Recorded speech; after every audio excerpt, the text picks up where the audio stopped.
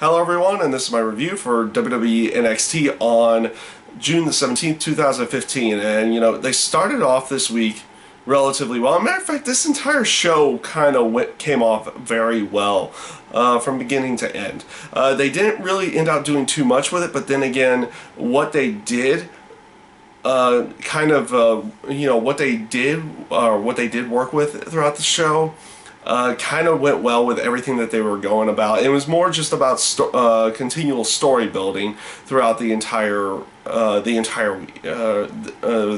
show. They started off the show with the six-person tag team match with Carmella, Big Cass, Enzo versus Alexa Bliss, and Blake and Wesley. In this case, relatively decent match. A good way of continuing on the storyline between Enzo and Big Cass and Wesley and Blake here over the tag team titles, and of course incorporating the feud with Alexa Bliss and Carmella as well. The fact that the two of them kind of manage the other teams there as well. So you kind of incorporated that entire thing into it, and it was a good way of continuing on here. It was a nice change of pace to see them have Big Cass and Enzo go over, where pretty much Wesley and Blake have been kind of dominating this feud for a period of time, and now they're kind of turning the tides a little bit and letting Enzo and Cass get over a little bit before the inevitable tag team title match that will happen again at some point in time. So we'll see how they continue on with this storyline down the road here. Obviously it'll lead to some kind of tag team title match somewhere, but and we'll see where they actually do it, or whenever they have the potential for another NXT special. Next up, they had what I'll just call a very, very good video package about Finn Balor.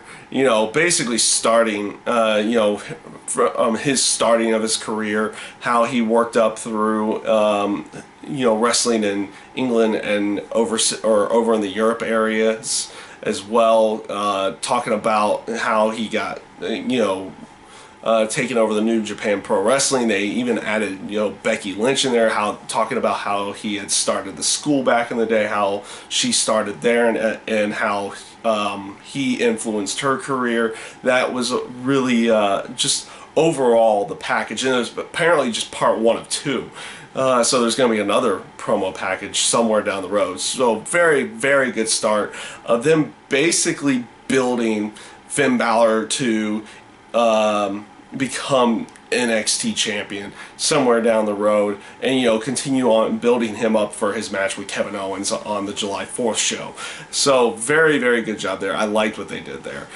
Charlotte had a match as well afterwards. Relatively decent match, kind of just one of those enhancement matches where you have Charlotte basically going over one of the divas that hasn't really had much time, or hasn't had any time on TV yet. So that was basically what they were going with there, was kind of enhancing. I like the aspect that they had Dana Brooke do an interview right afterwards as well. It came off pretty decently.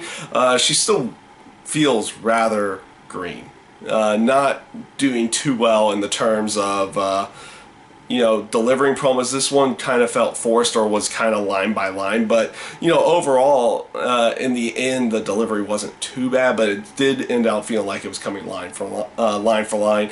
But I won't lie as well, she is getting a bit better with delivery and how the promo system works, or how to deliver a potential promo, and she's even gotten a little bit better in the ring. So she's playing off a decent heel character, and we'll see where they continue on with that particular storyline with her and Charlotte, and we'll see if we'll see if there's also continual improvement from Dana Brooke down the road as well.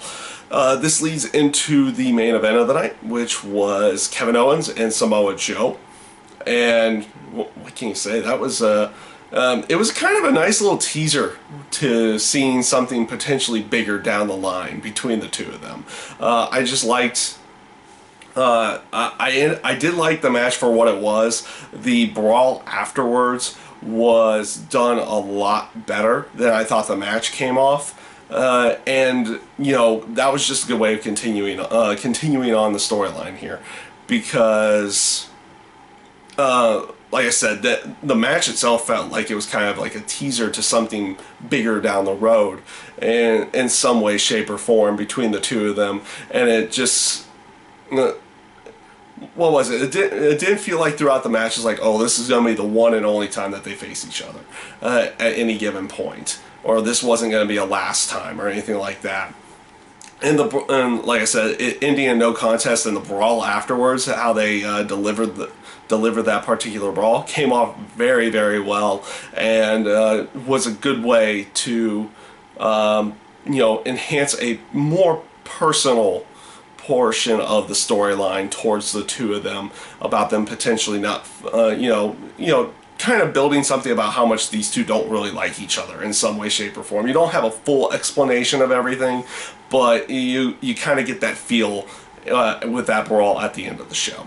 So overall, NXT this week I felt came off very, very good. They didn't work with too many different superstars in this case, or too many of the NXT people this week, but with what they did work with, they did a really, really good job, and everything came off very well this week. Nothing really down, and no real down points to this particular show, and that's obviously a very good thing. And we'll see how they continue on with everything, and that's my review for WWE NXT, and I thank you guys for watching.